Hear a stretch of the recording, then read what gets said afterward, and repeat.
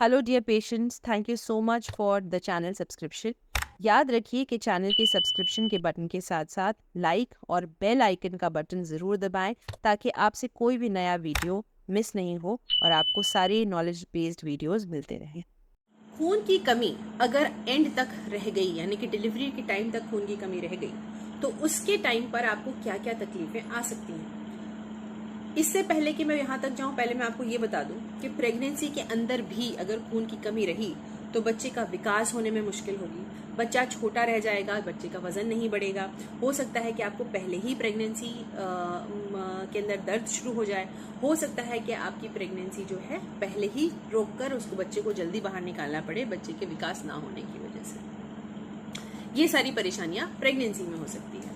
अब अगर डिलीवरी का समय आ जाता है और आपका खून तब भी कम रहता है, तो उस वक्त मेरे पास आपको दवाई देने के लिए कुछ नहीं हो सकता। सिर्फ एक ही रास्ता होता है उस टाइम हम डॉक्टर्स के पास कि खून लाइए, किसी का खून चढ़ेगा आपको, तब जाके आपकी डिलीवरी हो पाएगी, वरना हम लोग डिलीवरी नहीं ले पाएंगे। इस परेशानी से बचने के लिए आप लोगों से मेरा विनम्र ये निवेदन है कि आप लोग प्रेगनेंसी के रहते हुए ही अपनी इस चीज को कि मेरा खून है ठीक या नहीं ठीक है, या बढ़ा है या नहीं बढ़ा है, दवाइयाँ खाइए।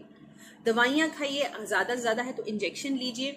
इन दोनों चीज़ों से नहीं डरना है आपको। कुल टोटल आपका टारगेट रहना चाहिए कि जब डिलीवरी का समय आए तो हमारा खून बॉडी के अंदर इतना रहे कि हमें बाहर से खून लेके ना चढ़ाना पड़े। और मान लीजिए ऐसा हो जाता है कि डिलीवरी के टाइम आप लोगों के पास उतना बॉडी के अंदर खून नहीं है, खून की मात्रा कम है, तो तैयार रहिएगा कि जिस भी अस्पताल में आप जाएंगे डॉक्टर वहां पर आपसे खून जरूर जरूर मांगेगा और आप लोगों को अरेंज करना पड़ेगा। अब अरेंज कैसे होता है, किसी भी अस्पताल में जहां पर खून मिलता है, ब्लड बैंक जिसे हम कहते हैं, हमेशा हर जगह का एक ही नियम है, आप खून दीजिए तो हम आपको यहाँ से दूसरा पैकेट में खून रिलीज करवा देंगे।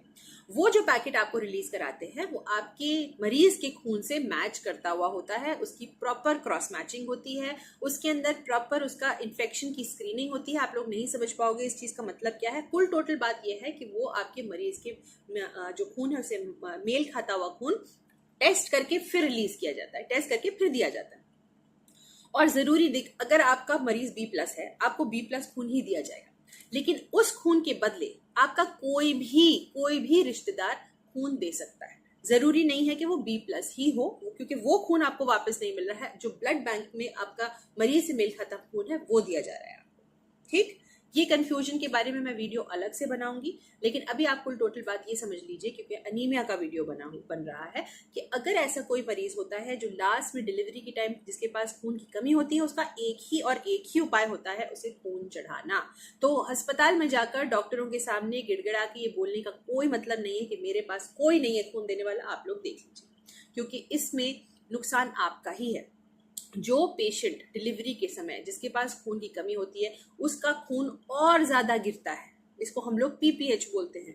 डिलीवरी के समय में उसकी जान तक जा सकती है, इतनी खून की प्रॉब्लम हो सकती है, क्योंकि दवाइयाँ, गोलियां, इंजेक्शन ये किसी हद तक खून कम कर सकते हैं। या तो बच्चे दानी निकालने की नौबत आ जाती है, या खून देने का तो पक्का पक्का आप लोग पूरा समझ के आ जाइए कि आपको खून देना पड़ेगा अपने पेशेंट की जान बचाने के लिए। जैसे मैंने आपको बताया, एक हद तक दवाइयाँ, गोलियां, इंजेक्शन, फ्लूइड्स ये सब कुछ आपका मदद करेंगे, उसके बाद नहीं हो पाएगा। इसलिए सबसे आसान तरीका है, प्रेगनेंसी को संभालिए। प्रेगनेंसी के अंदर जैसा डॉक्टर आपसे कह रहा है वैसा कीजिए। दवाइयाँ गोलियां सही वक्त पे लीजिए। दवाइयाँ गोलियों से परेशानी है तो दूसरी दवाइयाँ गोलियों पर पहुंच जाइए। अपने डॉक्टर के पास हर बार जैसे वो आपको बुलाता है जाइए, जो जांचें वो कहता है वो करवाइए, और सुरक्षित तरीके से डिलीवरी के टाइम तक पहुंच जाइए।